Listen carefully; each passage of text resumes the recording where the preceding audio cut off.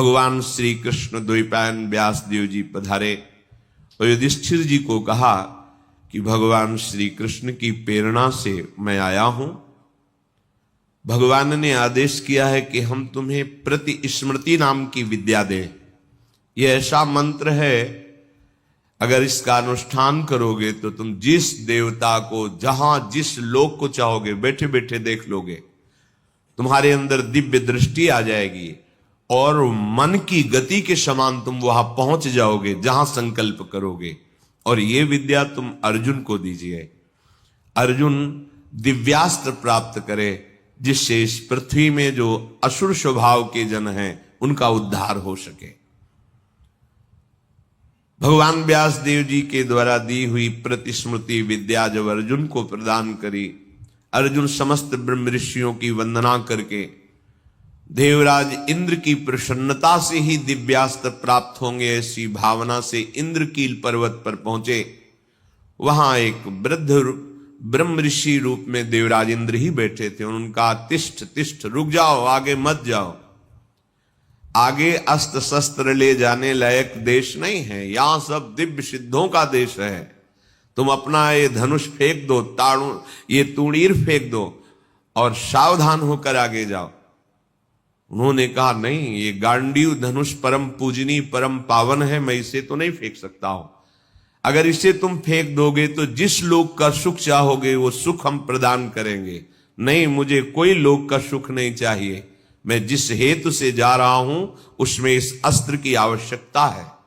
यहां एक संकेत मिलता है कि अगर आपने लक्ष्य बना लिया है उच्च कोटि का, भगवत प्राप्ति, भजन करना, धर्म से चलना, सत्य से चलना, तो आपकी परीक्षा होगी। उस मार्ग से हटाने के लिए प्रलोभन आएगा। आपको उस प्रलोभन में अपनी निष्ठा को नहीं छोड़ना है। अगर छोड़ दिया तो गए। भय भी आ सकता है, भयानक भय आ सकता है, पर अगर आप अपनी निष्ठा पे रहे तो भय केवल दिखावा होगा, आपको दुख नहीं दे सकता। प्रकट हो गए देवराज इंद्र और कहा, मैं कोई ब्रह्म ऋषि नहीं हूं, मैं त्रिभुवनपति देवराज इंद्र हूं। तुम अपनी निष्ठा में अचल रहे, क्या चाहते हो? तो कहा, मैं आपके द्वारा दिव्यास्त्र चाहता हूं। वो तो तभी प्राप्त हो सकते हैं जब देवाधिदेव भगवान शंकर का दिव्य अस्त्र तुम्हें प्राप्त हो, उनका साक्षात्कार हो, फिर हम समस्त लोकपाल अपने अपने दिव्यास्त्र आपको दे देंगे। अर्जुन ऐसा सुन ही रहे थे कि देवराज अंतर्धान हो गए। अब विचार किया कि मुझे प्रथम महादेव जी की आराधना करनी चाहिए। तपस्या के लिए दृढ़ निश्चय करके बड़ी उतावली के साथ चले और एक भयंकर कंटकाकीर्ण वन में पहुंचे, जहां समीप में सुंदर नदी प्रवाहित हो रही थी। हिमालय का शिखर है, पवित्र शीतल वायु चल रही है। उस स्थान के दर्शन करके मन में निश्चय हुआ कि यही भगवान शंकर की आराधना करेंगे। महातेजस्वी दृढ़ संकल्प वाले अर्जुन ने उस प्रदेश में तपस्या में संलग्न होने के लिए स्थान चयन किया और कुशा की लंगोटी लगाई। कुशा बहुत दुखद होता है, छू जाए तो त्वचा को चीर दे। लंगोटी लगाई और एक दंड समीप में रख लिया और अपने गांडीव धनुष और तूणीर को वृक्ष की डाल पे से टांग दिया और हाथ जोड़कर भगवान शंकर की स्तुति करके निरंतर भजन में लग गए। 1 मास तक 3 दिन 3 रात कुछ नहीं खाना, उसके बाद सूखा पत्ता लेकर के पाना। दूसरा मास 6 रात के बाद कोई फल ले लेना। तीसरा महीना 15 दिन 15 रात व्यतीत होने के बाद एक बार कुछ फल ले लेना। चौथे महीने में केवल जल पीकर रहना, फिर जल भी छोड़कर केवल वायु श्वास, बस निरंतर महादेव जी के चिंतन में निमग्न। दोनों भुजाएं उठाए हुए, कोई सहारा नहीं, पैर के अंगूठे के अग्रभाग पर खड़े होकर के भगवान शिव के मंत्र का जप करते हुए आकाश की तरफ दृष्टि रखे हुए एकाग्र चित्त से उपासना कर रहे हैं। तदनंतर अर्जुन की भयंकर तपस्या को देख करके वहां रहने वाले जितने ब्रह्म ऋषि थे सब भगवान पिनाक पाणी महादेव जी के समीप गए और महादेव जी को प्रणाम करके कहा, देवाधिदेव, अर्जुन आपके लिए महान तपस्या से युक्त होकर के उपासना कर रहे हैं। हिमालय के पृष्ठभाग में स्थित होकर ऐसी उग्र तपस्या कर रहे हैं कि यदि आपने उनको सांत्वना न दी जो वो चाहते हैं तो दिशाओं में आग पैदा हो जाएगी उनके तप से। हे देव देवेश्वर, हम लोग कुछ समझ नहीं पा रहे कि उनको कैसे शांत करें। वे अपनी तपस्या का संताप प्रकट कर रहे हैं। हम महर्षि जन चिंतित हैं कि यदि वो ऐसी तपस्या में रहे तो आग पैदा हो जाएगी। जैसे ध्रुव जी ने अपनी प्राणवायु बंद कर ली तो त्रिभुवन की प्राणवायु बंद हो गई, तत्काल भगवान को आना पड़ा। पवित्र चित्त वाले इन महर्षियों की जो सदा सबको सुख देने में तत्पर रहते हैं, उनकी बात सुनकर भगवान देवाधिदेव महादेव ने कहा, महर्षियों, मुझे पता है, तुम विषाद मत करो। अर्जुन की तपस्या किसी को कष्ट देने के लिए नहीं है। अर्जुन के मन में जो संकल्प है वो मैं जान रहा हूं। वो किसी लोकांतर के भोग की इच्छा से तपस्या नहीं कर रहे हैं। उन्हें जो पाना है वो मैं प्रदान करूंगा। तुम सब शांत चित्त होकर अपने अपने भजन में लगो जाकर। भगवान शंकर का ये वचन सुनकर जितने ब्रह्मर्षि आए हुए थे सब प्रणाम करके अपनी अपनी कुटिया को गए। उन महात्माओं के चले जाने के बाद सर्व पापहारी पिनाक पाणी देवाधिदेव भगवान शंकर किरात वेश धारण किया। दिव्य कांति धनुष बाण धारण किए हुए, मृग चर्म धारण किए हुए, और भगवती उमा भी उसी भेष में साथ में, और साथ में उमा के साथ बहुत सी देवियां और महादेव जी के साथ उनके गण, पर सब किरात वेश में। जे ही भगवान शिव इस वेश में वन में प्रवेश किए तो सारा वन शांत हो गया। खग मृग पशु पंछी वायु जल सबका कोलाहल शांत हो गया, आवाज बंद। एक घुरघुराहट सुनाई दी उस अर्जुन को। तो आकाश दृष्टि करके मंत्र जप कर रहे थे, दृष्टि घुमाई तो देखा है कोई विशाल सुअर उनको मारने के लिए तीव्र गति से आ रहा है। तत्काल अर्जुन ने अपने गांडीव धनुष को उठाया और प्रत्यंचा चढ़ाकर टंकार की, जिसकी ध्वनि उस शांत वन में गूंज गई। अर्जुन ने कहा, ऐ शुकर, मैं तपस्या में लगा हूं, किसी को कष्ट नहीं दे रहा हूं, फिर भी मुझे मारना पड़ेगा, क्योंकि तो बिना अपराध के मुझे मारने के लिए आ रहा है। सुदृढ़ धनुष वाले अर्जुन को प्रहार के लिए उद्यत देखकर किरात रूपधारी भगवान शिव ने सहसा रोका। ऐ वीर, इस शूकर को मैंने पहले शिकार रूप में निश्चित कर लिया है, तुम अपना बाण मत चला देना। परंतु अर्जुन ने किरात के वचन की अवहेलना करके तत्काल भयंकर बाण के द्वारा उस शूकर को बेध दिया। जैसे अर्जुन का बाण वैसे ही किरात वेशधारी भगवान शिव का बाण भी उसी जगह लगा। दोनों के छोड़े हुए बाण से सुवर्ण रूप त्याग करके मूक दानों विशाल पर्वत की तरह वो अपने असली स्वरूप में आकर प्राण त्याग कर गिर पड़ा। उसे अर्जुन को मारने के लिए भेजा गया था। जैसे बिजली की गड़गड़ाहट होती है, ऐसे आवाज करते हुए असुर अपने प्राणों को त्याग दिया। शत्रुनाशक अर्जुन उस तेजस्वी की रात को देखा जो कुछ दिव्य स्त्रियों से घिरे हुए थे। अर्जुन ने कहा, तुम कौन हो और यहां स्त्रियों के साथ क्यों घूम रहे हो? क्या आपको मालूम नहीं कि भयावह वन है? और क्या तुम्हें वन के सिद्धांत का भी ज्ञान नहीं है? जब मैंने लक्ष्य संधान कर दिया तो तुमने बाण क्यों मारा? ये मेरे पास आया था, मेरे को मारने के लिए आया था, मैंने इस पर बाण संधान किया, तो तुम मेरी वीरता का तिरस्कार करके इस पर बाण संधान क्यों किया? इसका उत्तर दो, नहीं तो मैं तुम्हें जीवित नहीं छोड़ूंगा। अर्जुन ने ऐसा किरात से कहा। ये मृगया का धर्म नहीं है जैसा आपने किया है। तुम पर्वत निवासी हो, उत्तर दो, नहीं तुम्हें जीवन से वंचित कर देता हूं अभी।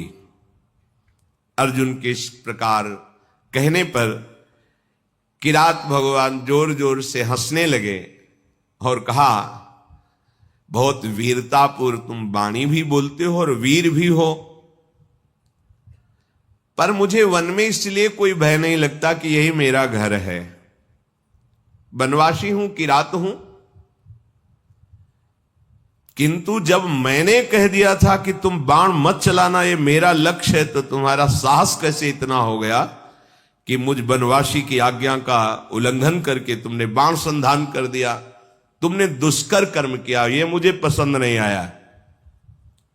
और तुम जो कहते हो कि मुझे जीवन से हाथ धोना पड़ेगा, तो पहले बल का निर्णय कर लेना चाहिए, फिर बाद में निश्चय होना चाहिए। तुमने हमारे बल का निर्णय तो किया नहीं। क्या तुम जानते हो हम में कितना बल है? किरात वेशधारी भगवान ने कहा।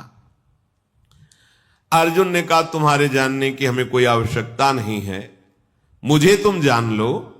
मेरा नाम अर्जुन है, मैं गांडीव धनुष को धारण करता हूं, और जब गांडीव मेरे हाथ में हो तो त्रिभुवन में कोई ऐसा नहीं जो मुझे परास्त कर सके। ये हिंसक रूप धारण करके दैत्य मुझे मारने आया था, मैंने इसे मार गिराया, अपराध आपका है।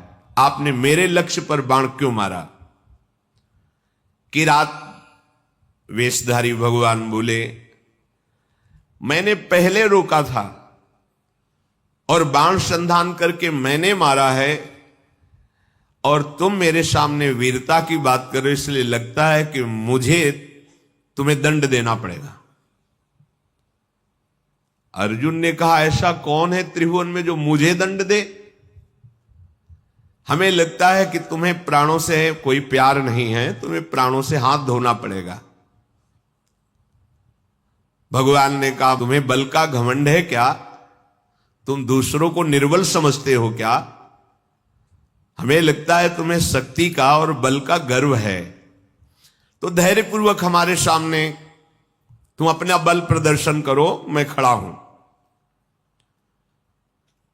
पर जब मैं बाण छोड़ूंगा तो तुम खड़े नहीं रहोगे। किरात की ये बात सुनकर अर्जुन को बड़ा क्रोध है कि एक वनवासी किरात हमको ललकार रहा है। तत्काल भगवान शिव का ध्यान करके बाणों का संधान प्रारंभ किया।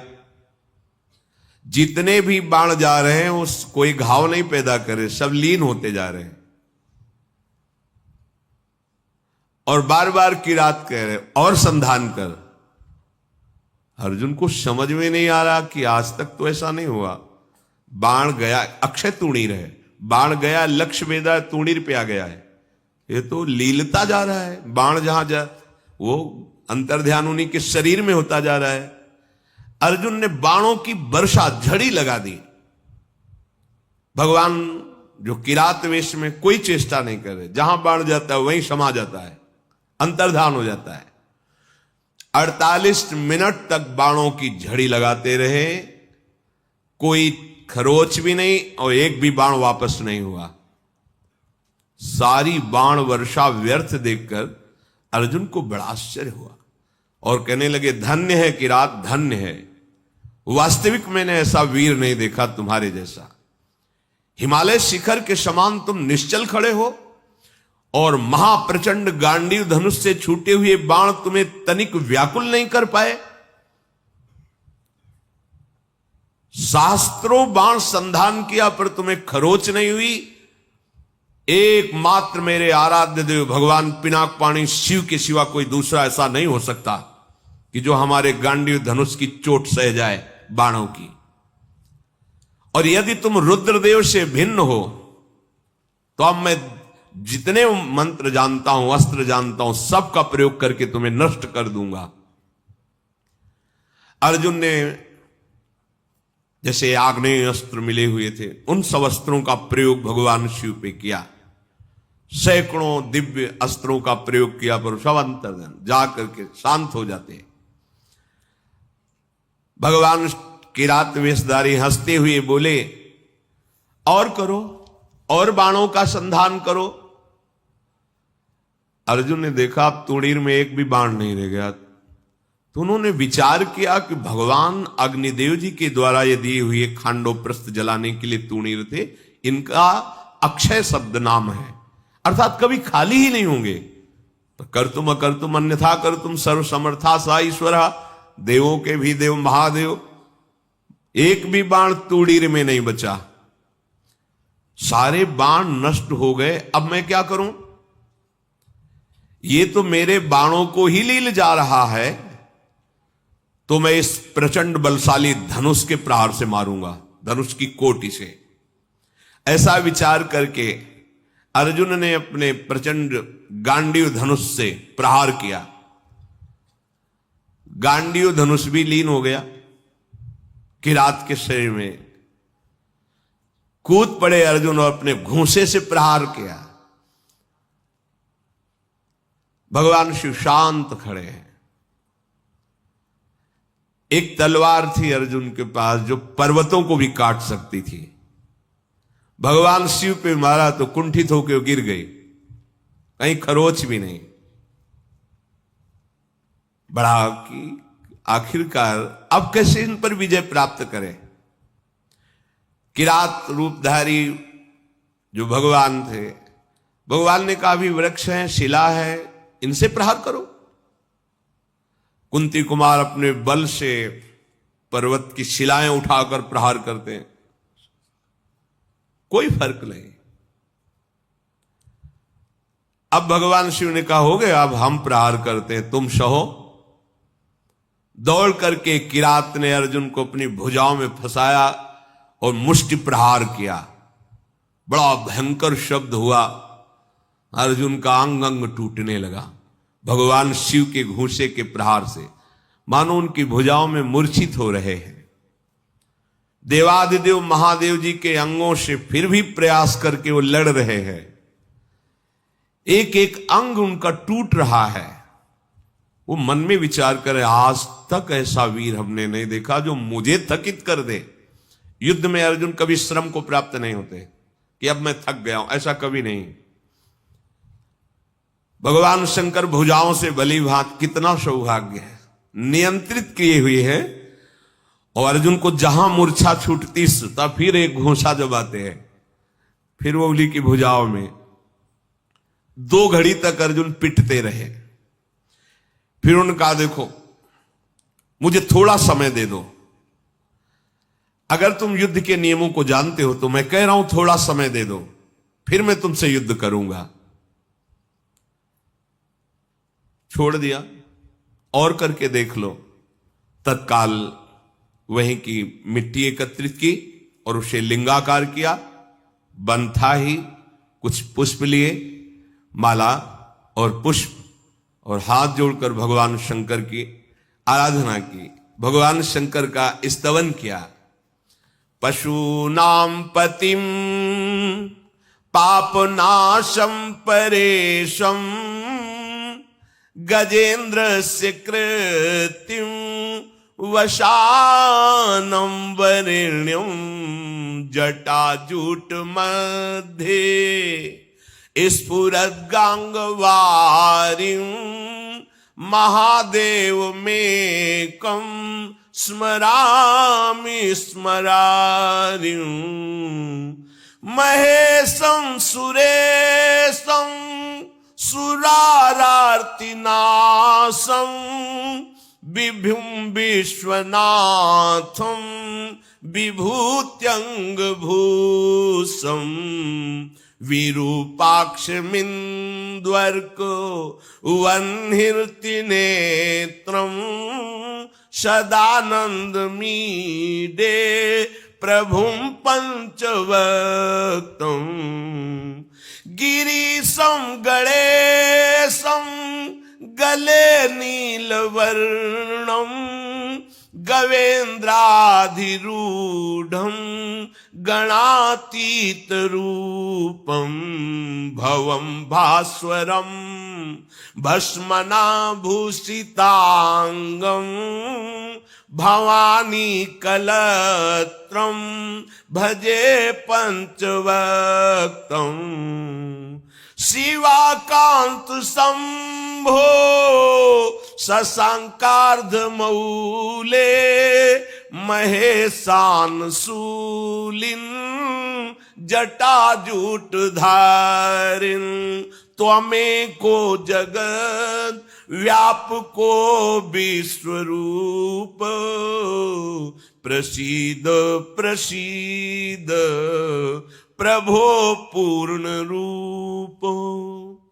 भगवान शिव का स्तवन करके जेव ही माला शिवलिंग पे डारी तेव ही किरात पर वो माला पहुंची, मस्तक में किरात के।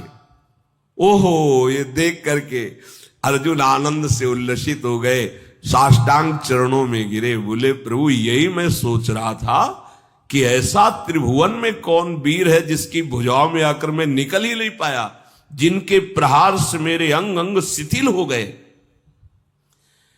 किरात रूपधारी भगवान शिव के चरणों में अर्जुन पड़े हुए, भगवान शिव ने अपनी महान भुजाओं से उठाया। सर्व पापहारी भगवान भव अर्थात महादेव बहुत प्रसन्न हुए और गंभीर वाणी में कहा, अर्जुन कोई ऐसा है ही नहीं तुम्हारे जैसा वीर जो मेरी भुजाओं के प्रहार को सह सके।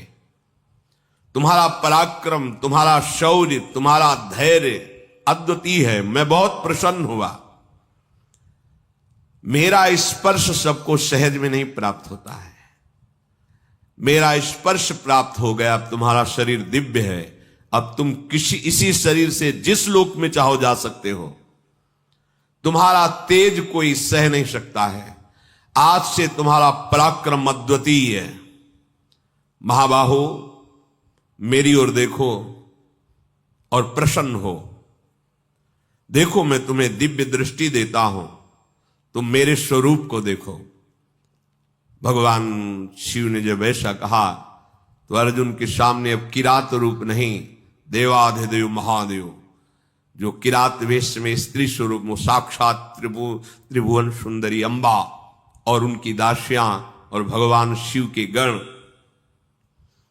बार बार अर्जुन जी ने पूरे शिव परिकर को प्रणाम किया और कहा, तुम युद्ध में अपने शत्रुओं पर जो विजय चाहते हो तो आज के बाद कोई देवता भी तुम्हें परास्त नहीं कर सकता, मनुष्यों की तो बात जाने दो। मैं तुम्हारे हृदय की बात जानता हूं, तुम मुझसे क्या चाहते हो। लो विश्व विनाशक पाशुपतास्त्र मैं तुम्हें प्रदान करता हूं। ये वो अस्त्र है जिसको कोई भी अस्त्र कुंठित नहीं कर सकता और एक क्षण में पूरे त्रिभुवन को भस्म करने की सामर्थ्य मेरे इस अस्त्र में है, पाशुपतास्त्र। तदनंतर शूलपाणी भगवान महादेव जी और भगवती पार्वती जी के दर्शन करके अर्जुन को बड़ा आनंद प्राप्त हुआ। साष्टांग पृथ्वी पर लेटकर प्रणाम किया। अर्जुन बोले, हे जटाजूटधारी सर्व